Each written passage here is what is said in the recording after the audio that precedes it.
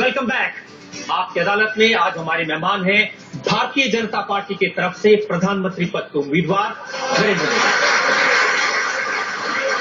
हम जनता से पूछते हैं जो लोग सवाल पूछना चाहते हैं, एक एक करके। सर, बिना रुके बिना थके आप 2 महीने से कंटिन्यू भाग रहे हैं, ये मोटिवेशन कहाँ से मिलता है सर? एक तो इसको मैं 15 सितंबर से शुरू किया था, अभी चल रहा है अप्रैल जी, तो मेरे हिसाब से करीब 6-7 महीने हो गए जी। एक तो मैं मजदूर आदमी हूँ, मैं बचपन ही बहुत कठिनाइयों से गुजारी है, तो शरीर से पूरा काम लेने का मुझे आदत भी है। योगा करने की परंपरा बहुत सालों से मेरे जीवन में है, योगा और प्राणायाम से मैं जुड़ा हुआ हूँ।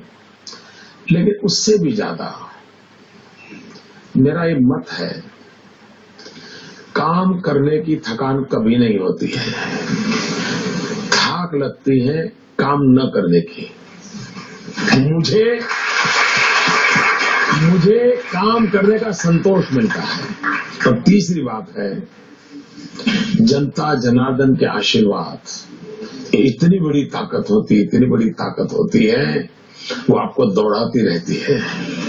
जनता का प्रेम आपको सोने नहीं देता है, लेकिन कमिटमेंट होना चाहिए।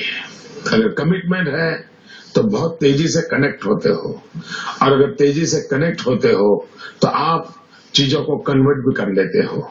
और मुझे 125 करोड़ देशवासियों ने जो प्यार दिया है और जो पिछले 6 महीने में मैंने अनुभव किया है, शायद कोई परमात्मा की कृपा है, इतना प्यार मुझे मिला। जी, आप थर्ड रो में। सर, मैं आपसे क्वेश्चन पूछना चाहती हूँ, आपके कपड़े बहुत स्टाइलिश होते हैं, आपका डिजाइनर कौन है?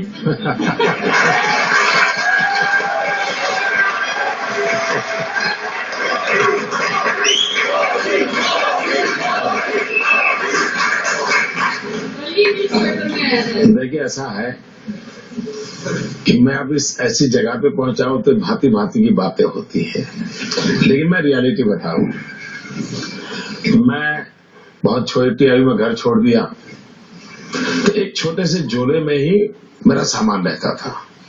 मैं करीब 40-45 साल से परिव्राजक के नाते घूम रहा हूं, और करीब 40 साल मैंने भिक्षा मांग करके खाया है। मैं लोगों के घर में भिक्षा मांग करके खाता था। अब मेरा सामान कम रहे और कपड़े खुद धोता था, तो कपड़े धोने में ज्यादा तकलीफ नहीं हो, तो मैंने क्या किया, मेरा एक कुर्ता था लंबी स्लीव वाला, तो मुझे लगा कि ये जगह ज्यादा लेता है, धोने में मेरा टाइम जाता है और बैग में, तो मैंने खुद ने काट दिया और उसमें से मेरा हाफ स्लीव बन गया। और ये कई 25-30 साल से मैं ऐसे ही कपड़े पहनता हूँ। दूसरी बात है, ये बात सही है कि मुझे ढंग से रहना, साफ सुथरा रहना, थोड़ी कलर कॉम्बिनेशन की ईश्वर ने कमाल दी है, तो मैं अपने तरीके से कर रहा हूं। लेकिन चूंकि परमात्मा ने मुझे कुछ दिया है, हर चीज में मैं ठीक फिट बैठ जाता हूं।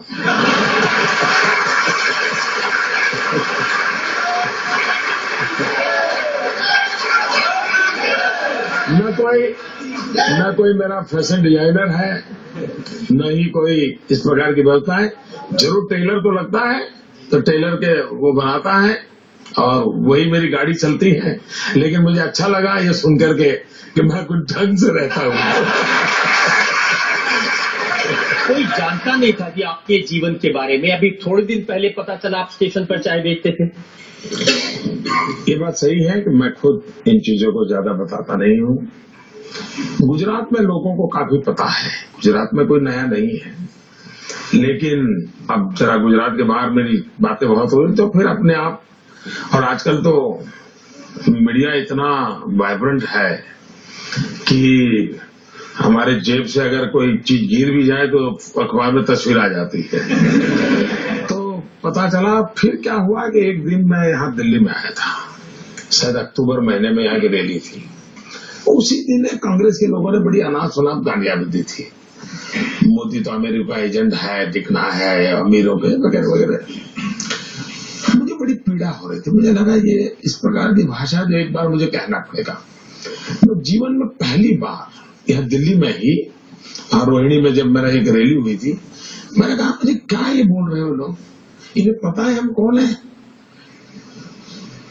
मैंने कहा मैं बचपन में रेल के डिब्बे में चाय बेच करके बड़ा हुआ हूँ और आप मुझ पर ऐसे इल्जाम लगाते हो। उसमें से एक बात निकल पड़ी। बाकी तो अब बहुत सी बातें होती है, हर चीजें कहाँ बताने जाएंगे। अब जैसे मैं बता देता हूँ, बचपन में आप इतने शरारती थे कि तालाब में से मगरमच्छ का बच्चा उठा के घर ले आए।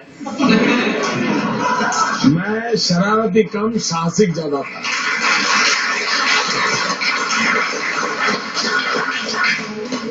हमारी बात सही है कि थोड़ा मेरे गांव में बहुत बड़ा तालाब है और मुझे तैरने का, पानी में रहने का और कपड़े धोने जाता था तो काफी कुछ।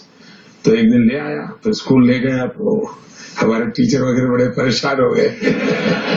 लेकिन कुछ आश्चर्य नहीं लगता कि जो चाय बेचता था स्टेशन पे, जो घर छोड़ के भिक्षा मांग के खाना खाता था, आज वो नरेंद्र मोदी ब्रांड बन गया। उसके नाम से कॉमिक बिकते हैं, साड़ियां बिकती हैं, चिप्स बिकते हैं, हर तरह की चीज नरेंद्र मोदी के नाम से बिकती है। आश्चर्य तो है, मुझे जरूर आश्चर्य है। आपकी बात से मैं सहमत हूँ, क्योंकि मेरा जो बैकग्राउंड है, आज भी मेरा परिवार, आप जब आश्चर्य होगा, मैं एक देश के समृद्ध राज्य का मुख्यमंत्री हूँ, लेकिन मेरी माँ आज भी 8 बाय 8 के कमरे में रहती है। इसलिए मेरे लिए तो आश्चर्य है ही। मेरा कोई बैकग्राउंड नहीं है। मेरे जीवन में कैसे आया, मुझे बड़ा अजूबा लगता है कि कहाँ से हुआ है, कैसे हुआ है, पता नहीं। ये जनता की क्या इच्छा है या नियति क्या क्या इच्छा है, मैं खुद ही सोच नहीं सकता हूँ। और मुझे भी कोई अगर देश के लोग सुनते हैं, कोई गाइड करे कि ऐसा मेरे जीवन में कैसे आया होगा, तो मैं भी समझना चाहूंगा। 2002 के घटनाओं के बाद पूरा भारतीय मीडिया, विदेशी मीडिया, यहाँ के राजनीतिक दल आपके पीछे हंटर लेके पड़ गए। आपको शक्ति कहाँ से मिली ये सब सहन करने की? बहुत कठिन था ये दौर, शक्ति आपने कहाँ से? अगर आप सत्य के सहारे जीते हैं तो फिर जुल्म सहने की बहुत बड़ी ताकत मिल जाती है। और मैं सत्य के सहारे जिया हूँ।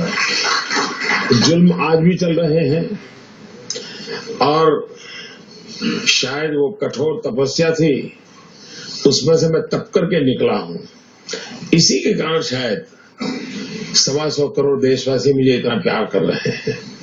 अगर मैं तपाया न होता, कठोर अग्नि परीक्षा से न निकला होता, तो शायद देश इतना प्यार मुझे नहीं करता। आप कह रहे हैं कि आपने सत्य के साथ रहे, शक्ति भी आप में थी, तो फिर आज आपकी अदालत ने आपने इन घटनाओं पर बात की है, इसके पहले आपने बात क्यों नहीं की? पहली बात यह है कि मुझे जब जहां भी जिसने भी पूछा, मैंने हर सवाल का जवाब दिया, हर सवाल का। लेकिन मैं अनुभव करता हूं कि कुछ लोगों को सवाल का जवाब नहीं चाहिए, उन्हें तो वो जो चाहते हैं वो ही वाक्य चाहिए। और उनकी मुसीबत यह है कि वो इतना होमवर्क करके आते नहीं है, इसलिए फिर मेरे से ज्यादा सवाल करते नहीं है। वो तो एक ही बात चाहते हैं कि नरेंद्र मोदी माफी मांग लें। मैं तो दिन रात, हर पल, हर कदम, मैं सुबह उठता हूँ तो भी पृथ्वी माता की माफी मांग करके पैर रखता हूँ जी। मैं कौन होता हूँ? मैं तो बालक हूँ जी, ये दिव्य सृष्टि का। मोदी जी, आज हमने आपसे हर तरह के सवाल पूछे, वो सवाल जो हमेशा लोग आपसे पूछना चाहते हैं, जनता आपसे पूछना चाहती है, और आपने हर सवाल का बड़ी बेबाकी से जवाब दिया, किसी को टालने की कोशिश नहीं की।